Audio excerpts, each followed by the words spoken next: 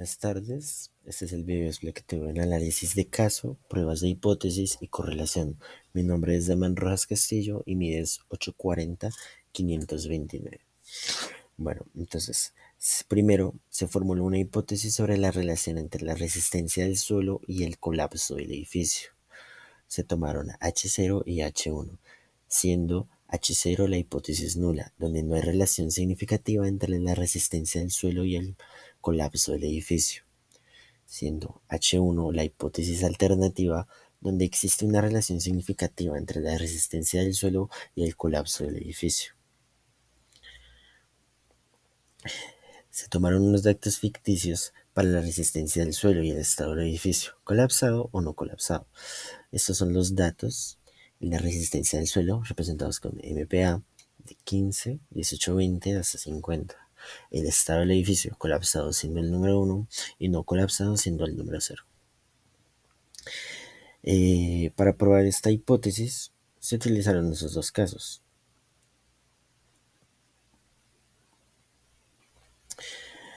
Entonces, se utilizó la media, la U, esa U como con esa X, y de sumatoria. Estas son las ecuaciones utilizadas: L media, varianza, estadística T, para dos muestras, las anteriormente dichas. Ahora, la A, que se selecciona el nivel de significancia, comúnmente se utiliza 0.05. Después se calcula la estadística de prueba, dependiendo de los datos y el tipo de prueba. Se calcula la estadística correspondiente.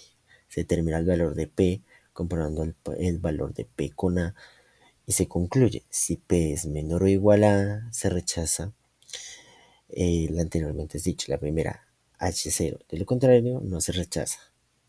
Los resultados de la prueba de T para las dos muestras dieron un favor favorable a de que no tenía mucho colapso debido pues a la falta de variabilidad de los datos, ya que como antes había dicho, entre los colapsados fueron 1 y los dos colapsados fueron 0, porque son más los edificios que no colapsan, a menos de que ya sea un terremoto muy grande, ¿sí?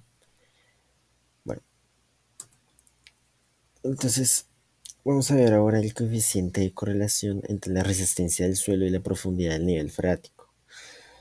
El análisis de correlación evalúa la fuerza de dirección de la relación entre las variables. El coeficiente de correlación de Pearson R es una medida comúnmente utilizada que puede variar entre -1 y 1, siendo 1 una correlación positiva perfecta y siendo menor que 1 una correlación negativa perfecta, o 0 si no hay ningún tipo de correlación. Después se enseñan los datos del coeficiente de correlación entre la resistencia del suelo y la profundidad del nivel freático. Esos fueron los datos, la escala de 10, 15, 18, y la profundidad del nivel freático de 3 a 11, con sus variabilidades, ¿no?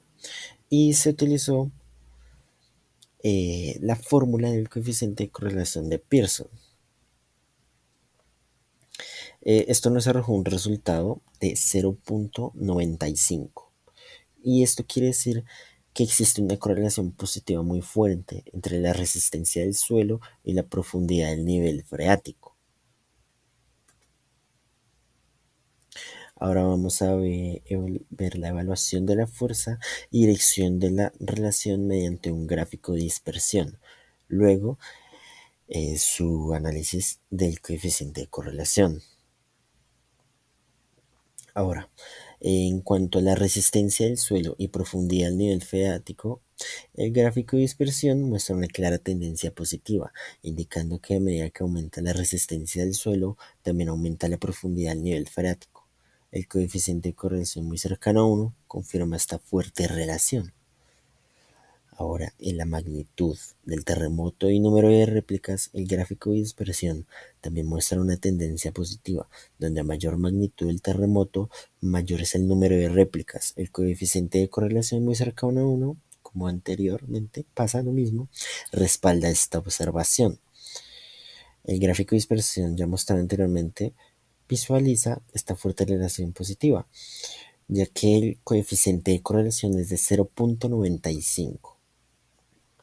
Eso en cuanto a la resistencia del suelo y profundidad del nivel freático, ya que en la magnitud de terremotos y número de réplicas, el coeficiente de relación es de 0,976. Ahora vamos a la evaluación de la correlación significativa entre la magnitud de los terremotos y el número de réplicas mediante una prueba de correlación. Finalmente se evalúa la correlación entre la magnitud de los terremotos y el número de réplicas.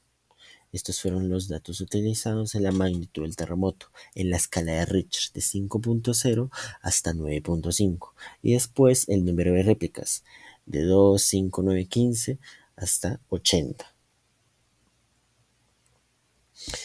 El cálculo de coeficiente de correlación de Pearson R nos arrojó un resultado de 0,976, siendo esto un valor de P de 1,298 por 10 a las menos 6. Esto lo que nos quiere decir es que existe una correlación positiva muy fuerte entre la magnitud de los terremotos y el número de réplicas. El valor P extremadamente bajo indica que esta correlación es estadísticamente significativa. Bueno, entonces esto sería todo. Muchas gracias y hasta luego.